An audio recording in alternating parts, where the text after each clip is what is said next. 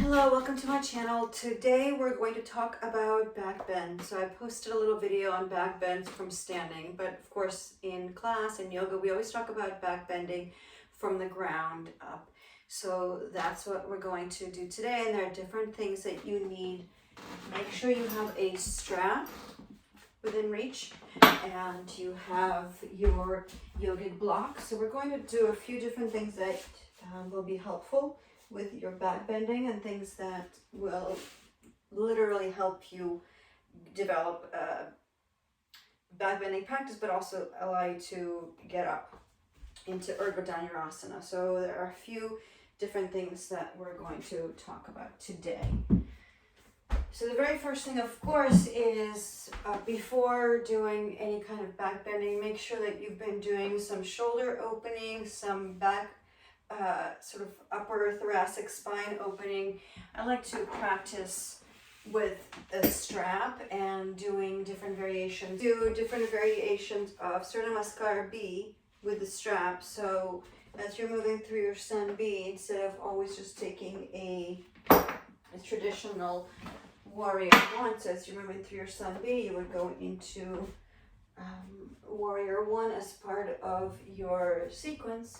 So instead of just going into Warrior One, making sure your ribs are squared up to the front of the mat, your right knee, your front knee is over your ankle, you spin your pinkies in towards one another. Here's your warrior.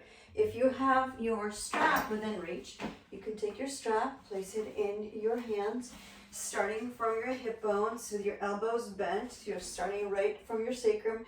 And as you inhale, you peel your arms away and exhale, fold forward for humble warrior. Humble warrior is one way to open up your shoulders that may be tight. If your hands are not above your head, walk your hands a little bit further out on the strap so you're able to get as much opening as you can from here. Drop your head, focus on your breath. And we do this as part of a Urdhva B sequence so that then you are moving. When you come back up, of course you have different ways you can come up. You can just come back into Warrior One, dropping the strap, moving through your sequence into your vinyasa. And making sure you do that on both sides. So you're doing your shoulder opening on both sides. Another thing you can do for shoulder opening, once again, using the same strap, the same piece of Urdhva B, you have your strap on your shoulder. This time, spin your right arm up, bending at the elbow. Your strap is held by your fingers. Left arm goes out, hinging at the elbow. You hold on to that strap. The strap is just an extension of your arms. It makes your arms feel a little bit longer. That you can hold on a little bit more easily. And now you're doing internal and external rotation of your shoulders at the same time. So you're really doing Gomukhasana arms here. As you inhale, glance up, exhale, fold forward. So once again, you're doing humble warrior, but now you're doing two things with your arms at the same time. Make sure you continue to spin your right bicep in towards your ear. The left is towards the midline of your spine. And make sure not to grip too tightly the strap. It's really meant to help you here, not to make this more difficult. It's meant to make it more accessible. Once you've been here for about 5 breaths, release your strap. Hands come to the ground, pivot on the ball of the left foot, step your right foot back. Once again, move through your vinyasa. Whenever you move through your vinyasa, you're going to bend those elbows.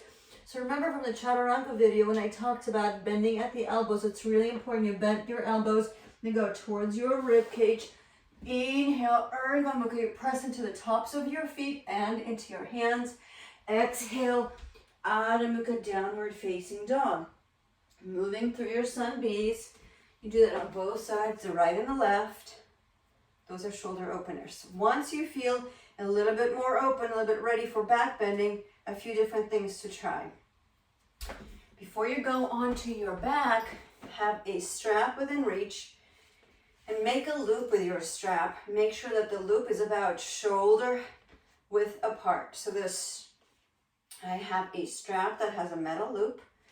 So I put it through one and put it in through the holes and have it come out through the other end. So you're making a strap that's about shoulder head to shoulder head big. And then have that available as you let it go by your side. Now the first thing we're going to do is we're going to get on the back, and as you lie down, make sure that your feet are about hip width apart, and walk your feet a little bit closer so that you can graze the backs of your heels with your fingertips, so that fingertips graze the back of your heels. And then press your hips towards the ceiling. As you press your hips towards the ceiling, you begin to see that you're lifting off the ground. Tuck one shoulder blade under the other. Continue to send your knees in towards the midline. So you don't want the knees to splay out. You want your knees to come in towards the midline. Lift your hips towards the ceiling. Tuck your shoulder blades under. Interlace your hands and come into bridge pose, Chaturanga. You can also come onto the balls of your feet to give yourself a little bit more space if your hips are feeling really tight. Not gripping your neck.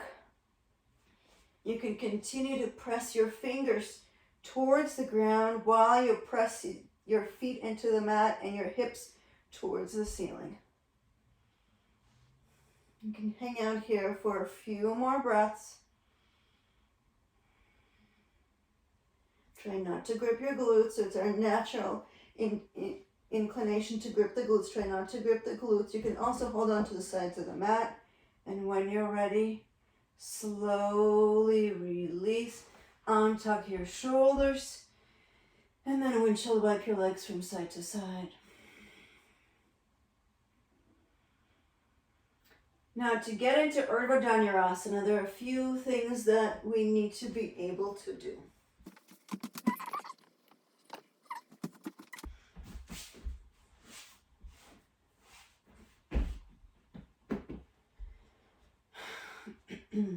So for bridge pose, we were simply lifting the hips off the ground. For Urdhva Dhanurasana, there's a difference that now we're going to once again have Chaturanga arms. So we talk about Chaturanga, I talk about Chaturanga all the time. Chaturanga is really just taking your arms, bending them at a 90-degree angle, and you're spinning your biceps in towards the midline. So you're going to have your arms parallel. So your arms are parallel, but this time you're just going to have your elbows in towards the midline, and then that will help you come up into Urdhva Dhanurasana, or upward bow. This is where the strap can come in really handy. If you have a hard time keeping your biceps into the midline, you can place the strap above your elbows, and that, as you can see, will help your arms stay parallel. So that is really the goal here, and the strap will make it so that your arms cannot leave. So our goal is to keep them from splaying out. As soon as they splay out, you lose the strength and the power of your arms. So the goal is to stay parallel like this, not to splay out, right? So you have your strap next to your mat, and I will show you a couple of different things. One thing to note is that sometimes if you're not able to get off the floor, you can have your blocks at a baseboard. I don't have a baseboard that I can put my blocks on, but you can actually place your blocks. Imagine that my blocks are at the baseboard.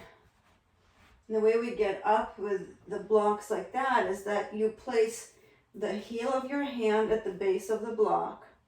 Your elbows are pointing up.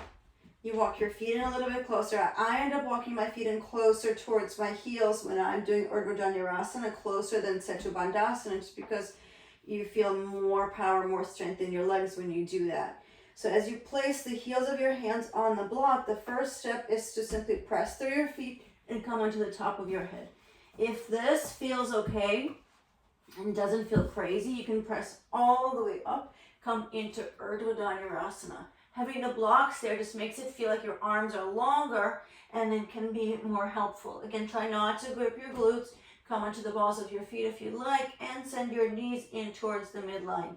To go back down, tuck your chin in. As you go down, tuck your chin in, land on the back of your head, and then lower your spine. Now my blocks were not lifted on anything, so I'm going to move them out of the way for now, and I'll show you the other ways. Again, I always walk my feet in closer. I don't know if that's just how my body feels more secure in it. The idea is that you could graze the backs of your heels with your fingertips. So maybe that's just what it is. I have longer legs, so for me it means bringing my heels a little bit closer towards my fingers. So if you're starting from the ground up, right, the traditional way you're starting from the ground up, your hands, the bottoms of your hands are next to your head, elbows are pointing up. Just exactly what I did a minute ago. Your elbows are pointing up, your arms are parallel to each other. They're not splaying out. It's as if you're trying to zip them up towards the midline of your torso, towards your rib cage, towards the midline of your mat. And as you press into your palms, you lift your hips up, come onto the top of your head. If this feels okay, press all the way up, and here you go. You're in Urdhva Dhanurasana, upward bow. Come into the balls of your feet if you like, or keep your feet on the ground. Try to continue to send your knees in towards the midline as you press into those palms, straightening out your elbows as much as you can. When you're ready, tuck your chin in and come back down. Again, you can windshield wipe your legs from side to side. And when you're up, stay up for about 5 to 10 breaths. Okay. This is the variation I was telling you about with the strap. So having the strap is something that can really help keep your arms parallel. One thing to note is once you get up, the strap will most likely be on your nose, it'll be on your face. Can't really avoid that, but it helps you get up, it helps you learn what that feeling is and get that strength. So it's a really great prop for Urdhva Dhanurasana. So even if it feels a little funny, the benefits outweigh the annoyances of the strap. So you're going to set up the same way. So we're just imagining the strap is just part of your arms. Your hands are on the mat. I can already feel the strap is sort of on my forehead. I'm going to come onto the top of my head, and then I can come right up. The strap actually makes it a little bit easier. I don't have to do as much work. I can really press into my hands. I can press into my feet. My hips are coming up towards the ceiling. It feels really nice and open. If this doesn't feel as open for you, certainly come into the balls of your feet. But this feels really, really good. You can walk your feet in even a little bit closer. And when you're ready to come down, you tuck your chin in towards your chest so you'll land on the back of your head. And you take your strap off.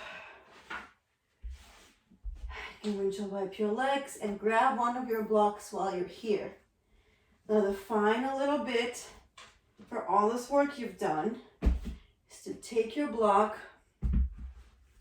lift your hips up and slide the block underneath your sacrum. Supported bridge pose.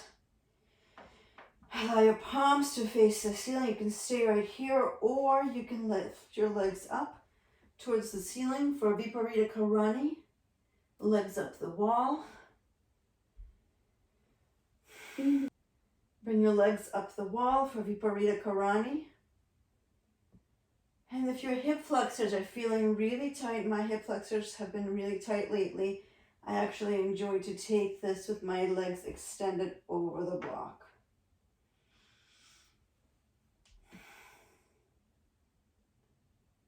Whatever you choose, you can be here, you can be in a Viparita Karani.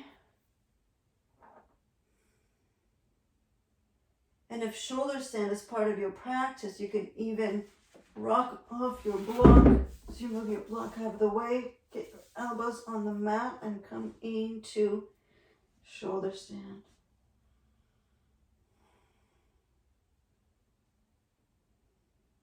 Really pressing into the backs of your arms, into your triceps onto the ground.